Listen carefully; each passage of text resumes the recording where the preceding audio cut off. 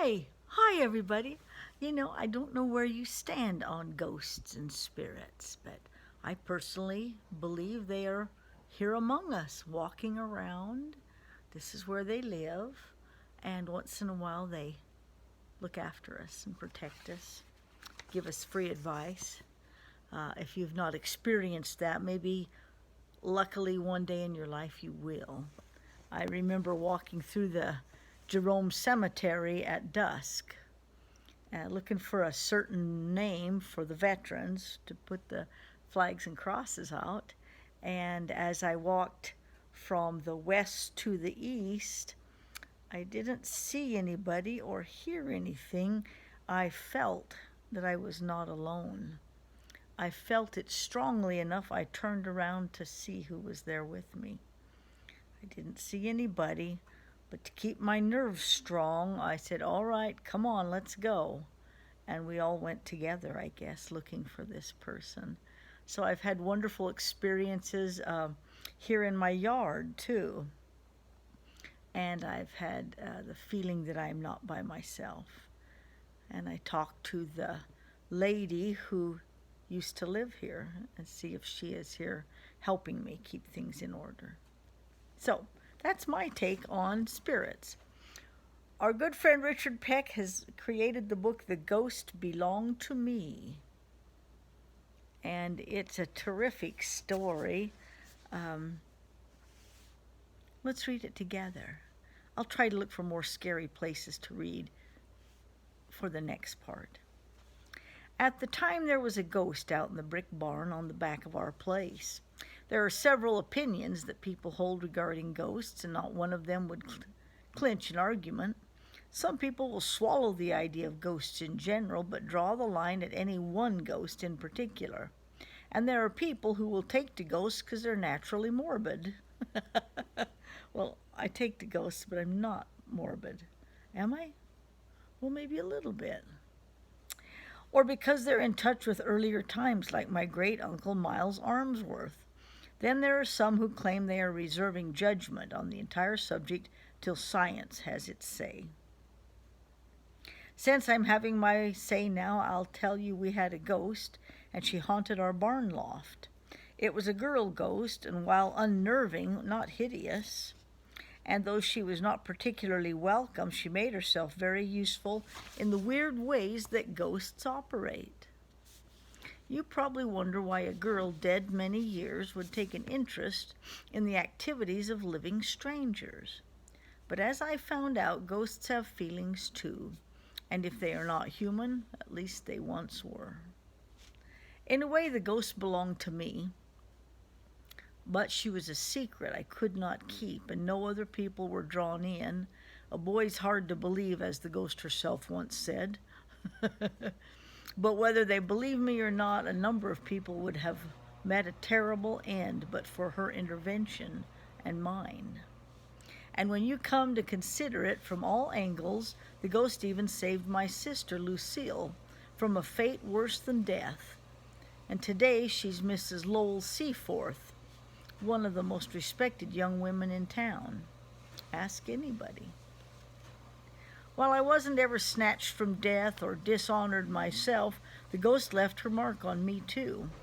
It all happened when I was no longer a child, yet old enough to be anything else. I was getting long in the leg, but still short on experience.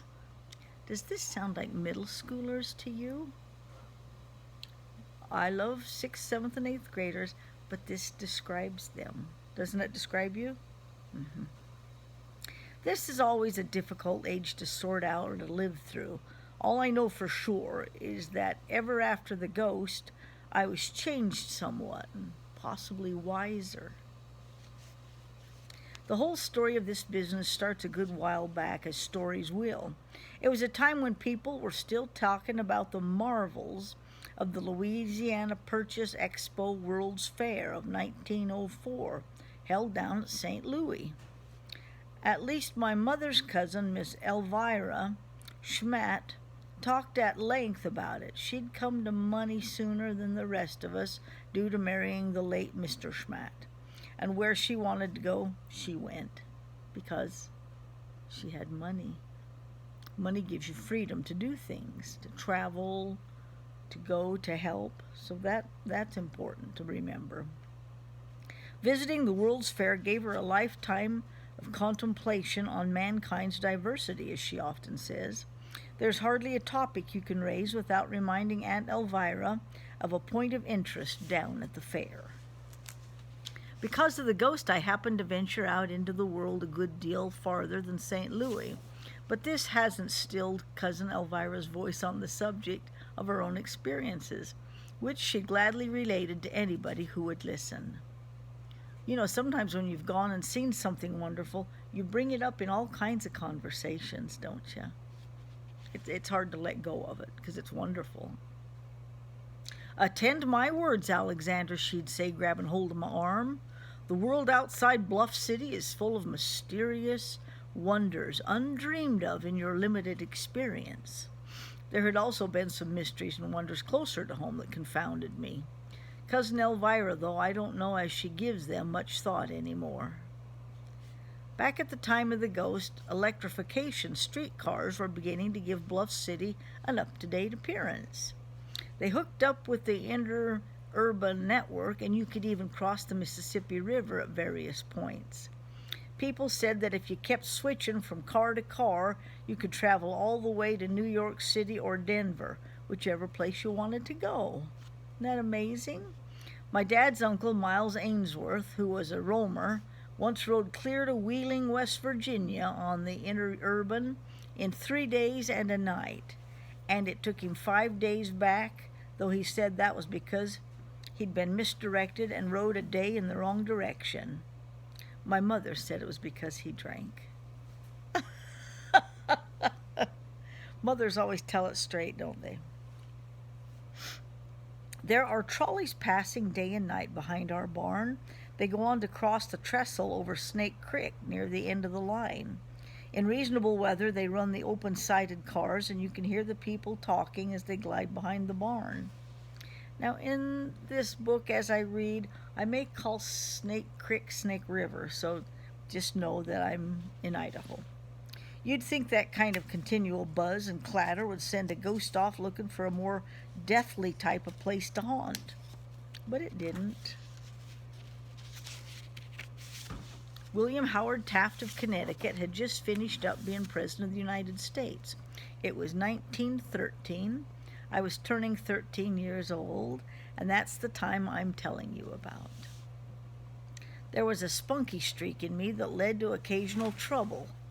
Nothing serious.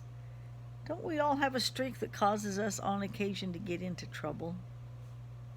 My friends, don't we? Yes. Yes.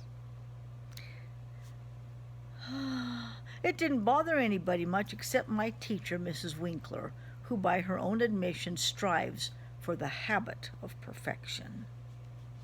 She and I have had our run-ins, but I won't call the roll of them since they don't bear on this story.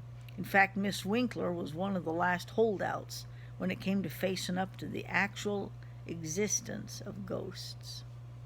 She had been a lot more pleased with both of us if she could have gotten me to knuckle down and apply myself to scholarship. You could be one of the sharpest tacks in the carpet if you'd only find yourself a direction, Alexander. She'd say that, but she never leaned on me to her full capacity for fear of locking horns with my mother. People used to fear our mothers, including us.